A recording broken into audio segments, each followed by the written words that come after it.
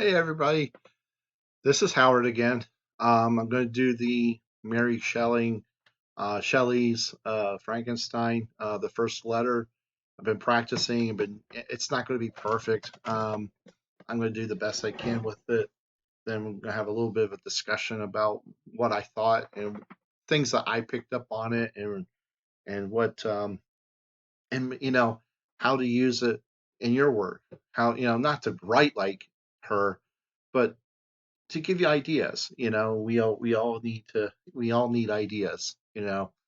So this is the first letter in St. Petersburg, um, and it's a trying to think what his name is. Um,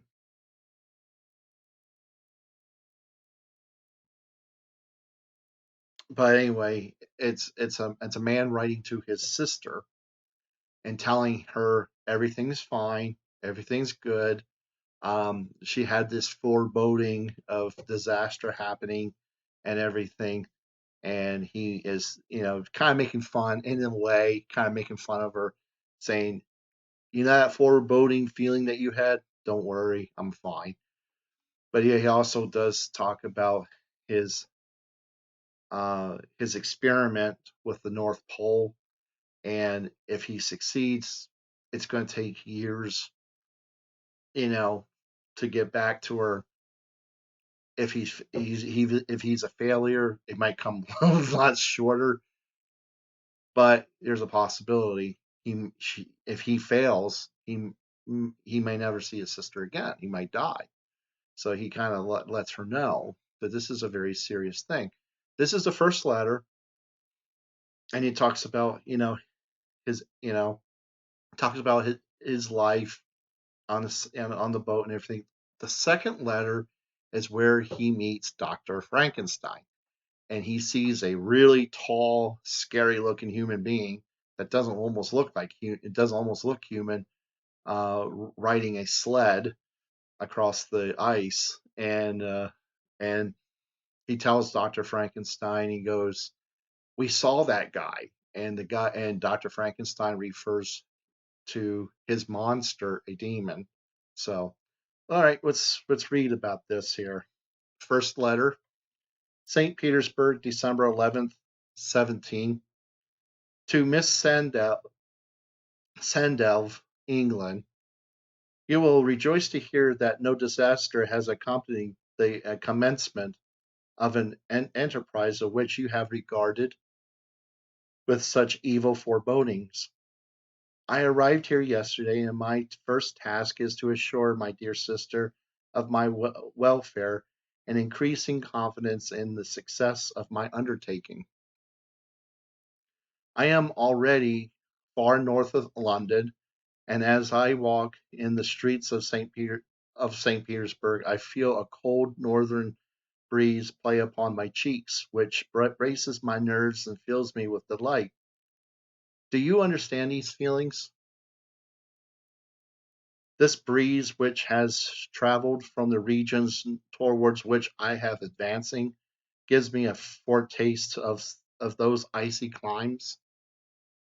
In spite, in, in spite, in spite by this wind of promise, my daydreams become more fervent and vivid. I try in vain to be persuaded that the pole is the seat of the frost and desolation. It never presents itself to my imagination as a region of beauty and delight. There, Margaret, the sun is forever visible, its broad disk just skirting the horizon of diffusing a perpetual splendor. Therefore, with your leave, my sister, I will put some trust in preceding the navigators. Their snow and frost are banished, and sailing over a calm sea may be wafted to a land surpassing in wonders and beauty every region hither discovered on the habitable globe. its productions and features may be without example, as the phenomenon of the heavenly bodies undoubtedly are in those discovered solitudes.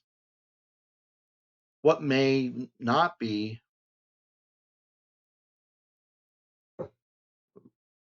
expected in a country of eternal light, I may the I may there discover the wondrous powers which attracts the needle to my and may regulate 1,000 celestial observations that require only this vague, vague and render their seeming.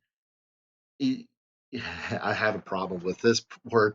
Um, eccentricities consistent forever. I shall associate. Ooh, big word. I shall associate my ardent curiosity with the sight of a part of the world never before visited, a may tread a land never before imprinted by the foot of man. These are my enticements, and they are significant to conquer all fear of danger or death, and to induce me to commence this laborious voyage with a joy a child feels when he embarks in a little boat with his holiday mates on an expedition of discovery up his native river.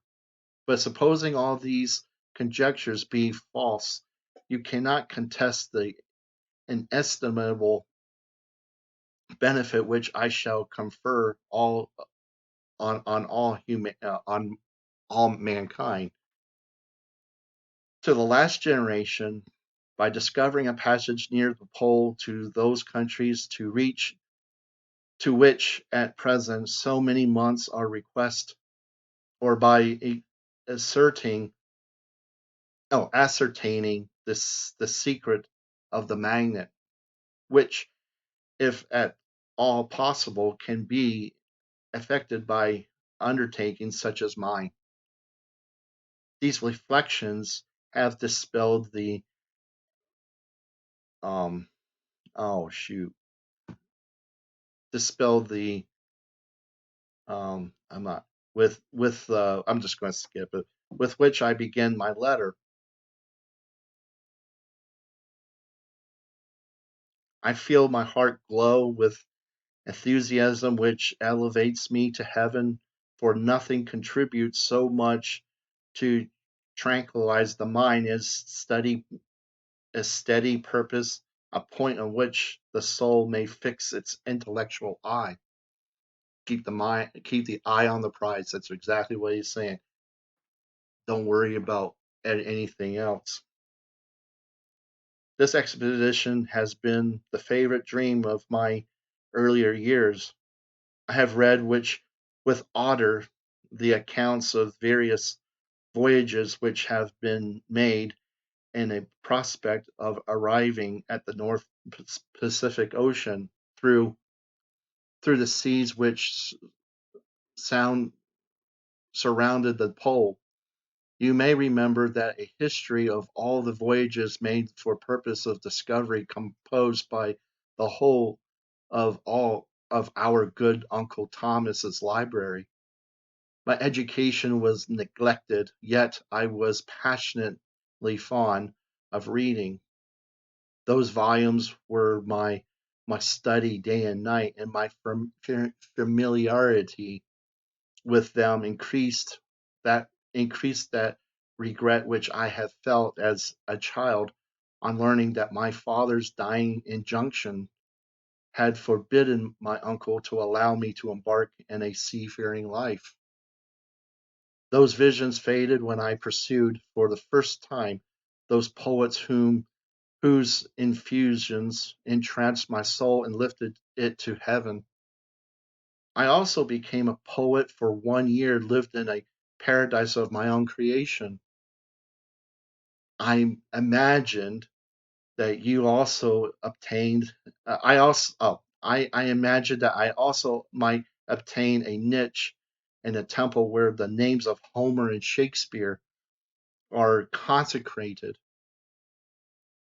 Are you well acquainted with my you are well acquainted with my failure and how heavily I bore the disappointment. But just at the time I inherited the fortune of my cousin, and my thoughts were turned into channels of their early bent.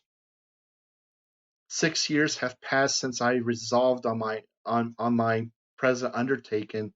I can even now remember the hour from which I dedicated myself to the great enterprise. I commenced my inuring I dedicated my inuring my body to hardship. I accompanied the whale fishers in several expeditions to the North Sea. I voluntarily endured cold, famine, thirst, and want for sleep. I often worked harder than the common sailors during the during the day and devoted my nights to the study of mathematics, the theory of medicine, and those branches of physical science which a naval adventurer might derive the greatest practical advantage. Twice I actually hired myself as an undermate in a Greenland whaler and acquainted myself to an administrate. I'm admiration. I'm sorry, admiration. I must own.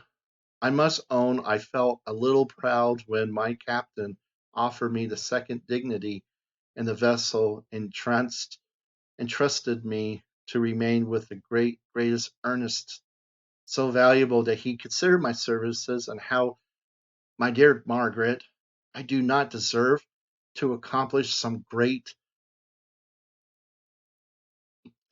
purpose.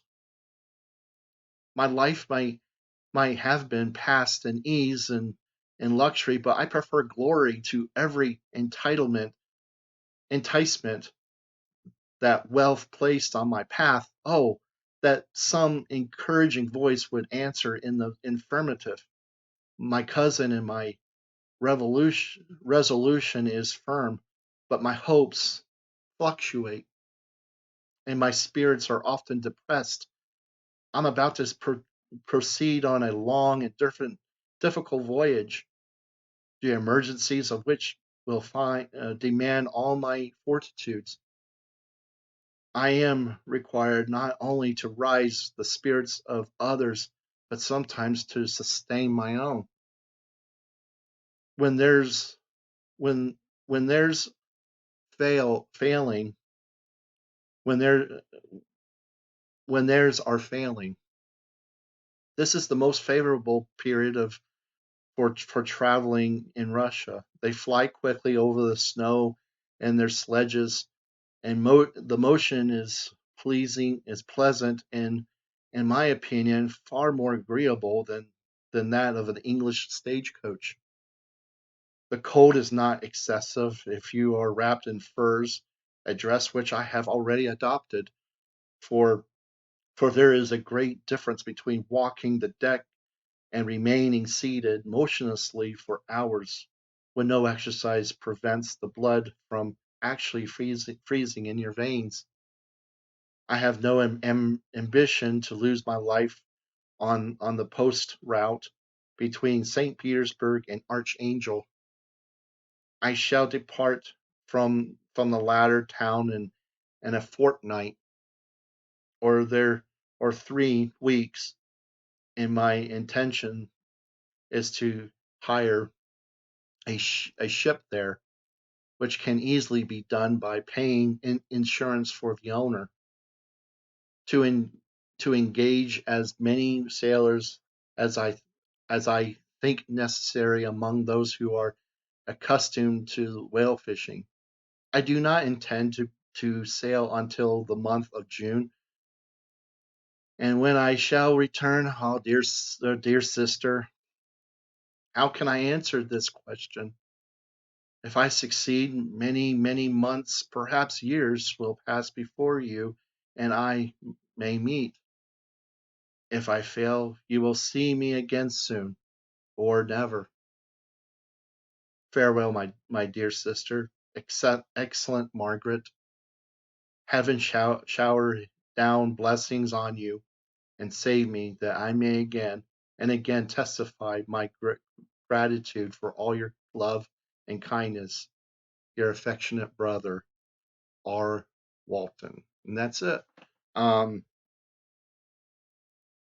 so he went through a lot. I mean, he went through a lot. He was um, born with a silver spoon in his mouth. Okay, we learned that.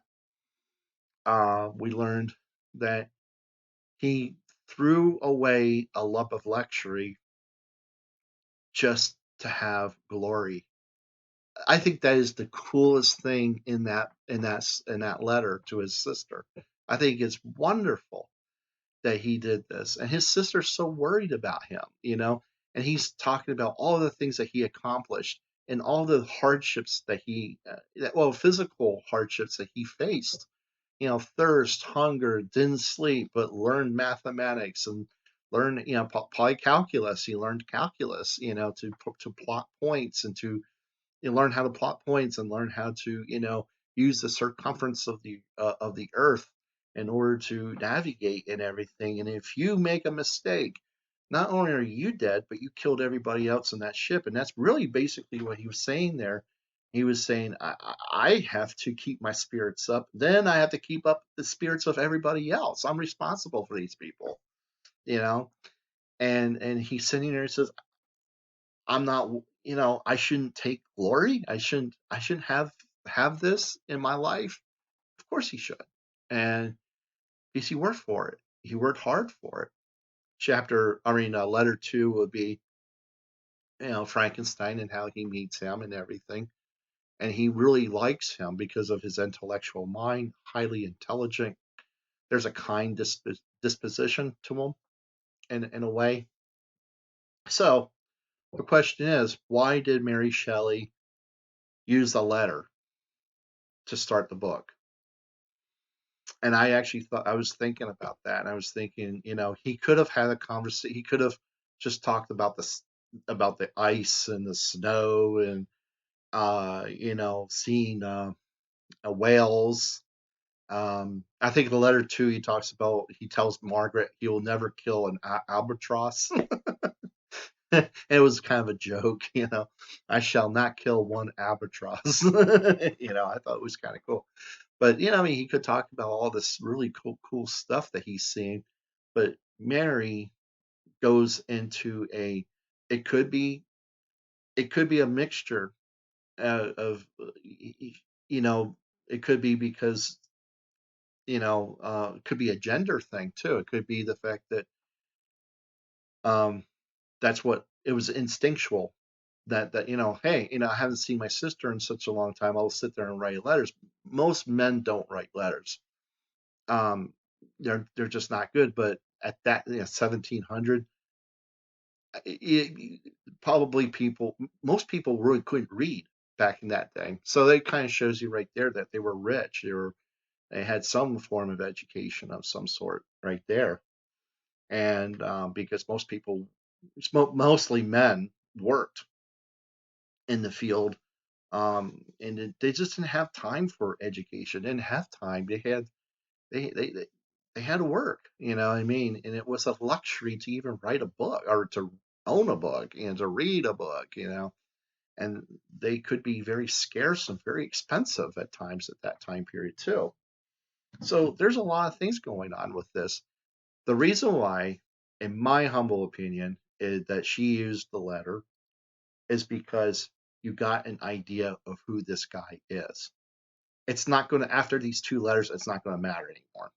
It's about It's about Dr. Frankenstein, and this pulls you in to the story.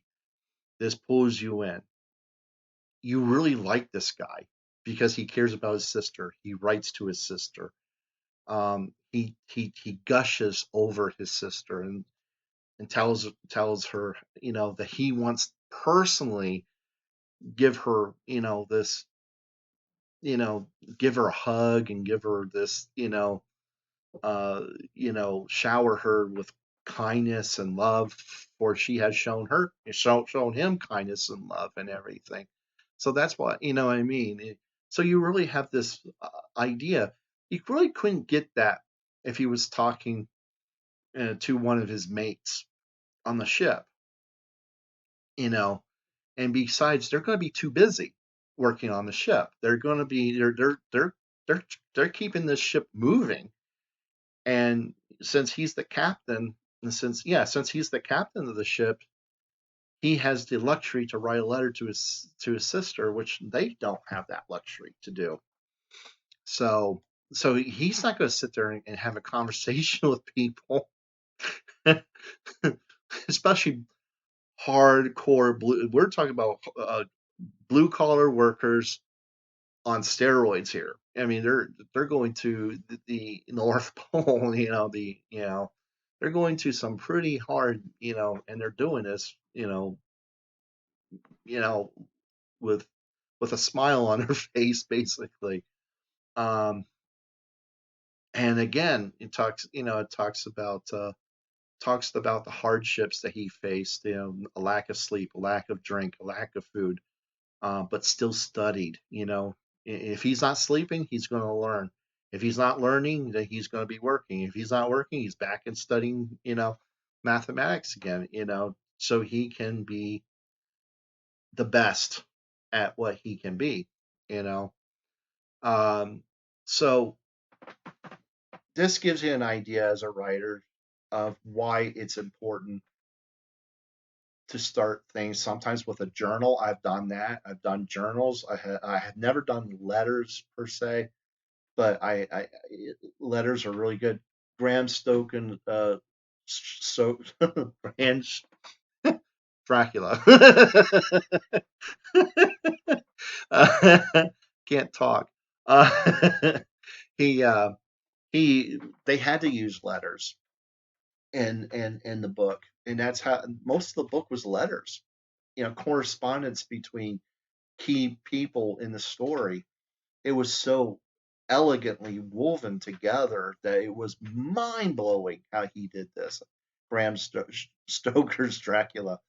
Um, uh, it was just mind blowingly how he did this, and I thought that was really cool. You know what I mean?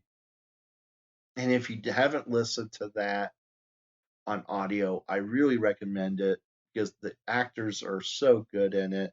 Tim Curry is the he's the psychologist, works in a mental hospital. Um, he was dealing with the guy who ate flies, and he escaped, and talks about all this and everything, and you know, and talks about the moral issues about vampires. How the when women turn into vampires, um they look more voluptuous, they're more beautiful, they're more they're gorgeous, but it also talks about you know how it's a how they look is actually a mockery of what God created, and I thought it was kind of interesting. um so it gives you an idea of what people thought back then, you know and everything. So what I liked about Mary Shelley Mary Shelley's Frankenstein is that it was in your face. I mean, not maybe right away, but it was in your face. It was, that mankind has no right to create life, you know, to take the creation out of God's hands, you know. Um, and it's kind of weird because it's way before her time. It really is. Now we're talking about cloning. There's talks about that. There's, is it ethical? I got one key advice. if you have to question the ethics of something, it's usually unethical. It usually is. Not always, but usually it is. And um, it's you knowing better, but you're trying to find a loophole somewhere on it, and that's usually what it is. And so or I okay, we're gonna clear this up right now. For one thing, Frankenstein is not the monster. That's the scientist, okay? Frankenstein's monster. That gives you an idea right there and how Mary Shelley did how she wrote it.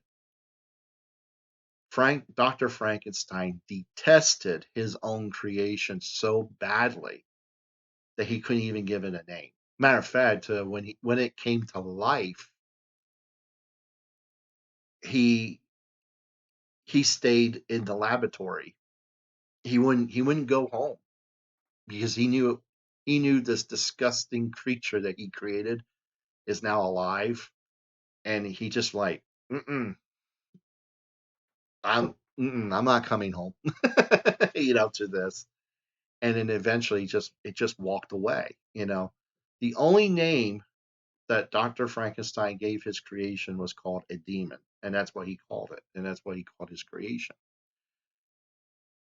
Later in the book, you will find out that the monster, the demon, educates him and tells him he should have never done what he did to him.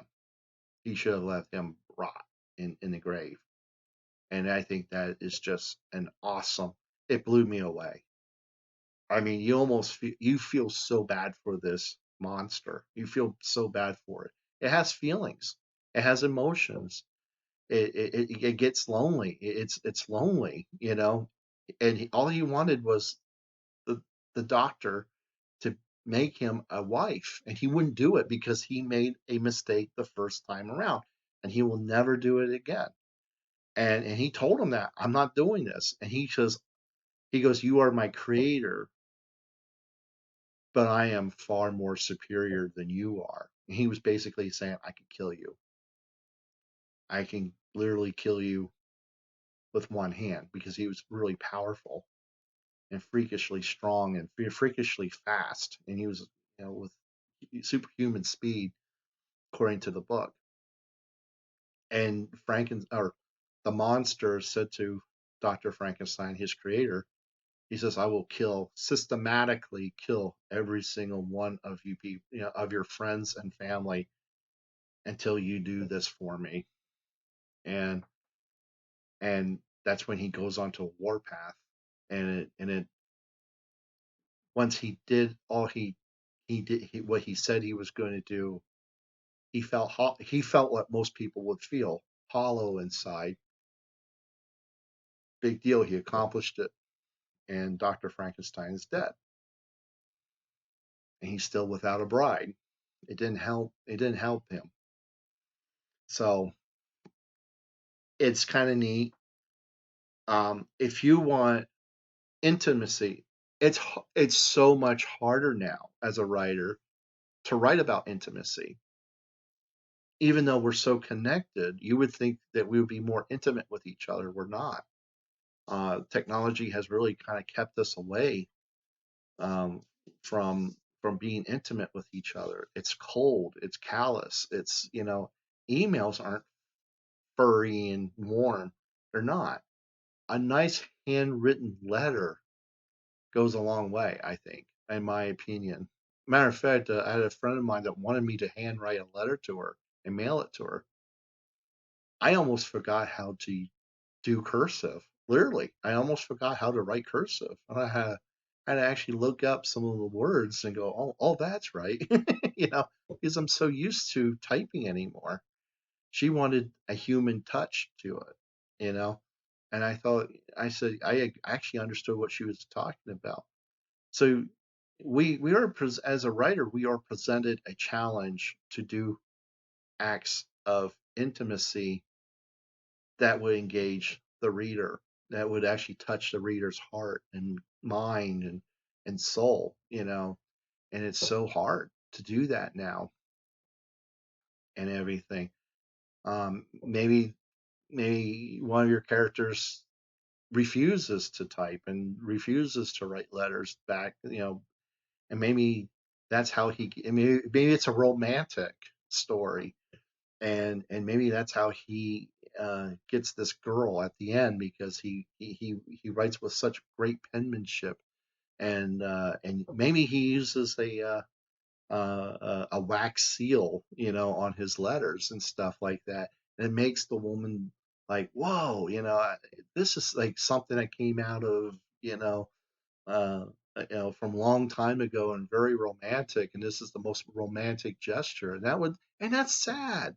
That makes me so sad inside to say that a handwritten letter would actually be more, romantic. The most romantic thing you could ever do to a woman is to write a written letter and everything. So I'm going to leave it like this. Um, Mary Shelley used the letter to create this personal connection with you as the reader, and gave you an idea of who he really is, and you got to see inside his personal life. And it's not going to really mean anything until at the end, when it comes loops back around, and it will when it finishes. But it's just nice. It's just a nice way to start the story, and his adventures and everything. The second letter, I think that's it. I think that's it with the letters. Then there's other letters written by Dr. Frankenstein about how he wants to create, you know, reanimate the dead, dead tissue with electrodes and everything, and all the spooky stuff and everything. But it's less spooky than it is kind of eerie, but it's more very scientific and very, very sterile in the same way. It's hard to explain. You get a lot of these weird emotions about it, and that's really kind of cool. Hollywood butchered it, butchered Frankenstein. Really did. I know Robert De Niro played Frankenstein with the Mary Shelley Frankenstein, and I almost I almost was wanted to see it. I thought, no, it got such bad reviews. I like, no, I'm not even going to bother with it. But he wasn't an idiot that ran around, moaning and groaning with his arms out like this, and uh, it's stupid, and it's just ridiculously stupid. This is so intellectual, and it's so much better than what the black and white movies did to Frankenstein. So, thanks for watching. I hope to do more.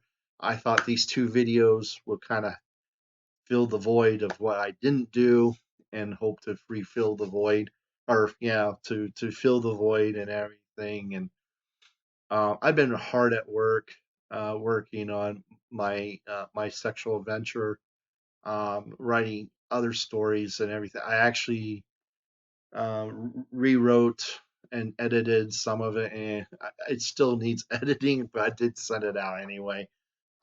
It's not bad. Oh no, it's actually really good. I actually, and that was The Apartment. That was a short story. I sent it to England, at, and that's another thing. And I will start putting this stuff down. It's Hellfire Crossroads. You want to look into if you want to do a short story. It's between 2,000 to 8,000 words. You know, I did it under that actually, and it's actually better if you do. But try to hit the 2,000 mark, and that's easy. Hitting 2,000 is really easy. But the fact that they give you 8,000 is really good. Now there's two of them. There's Hellfire, and you'll find it on the website. I'll put the link down below, and um,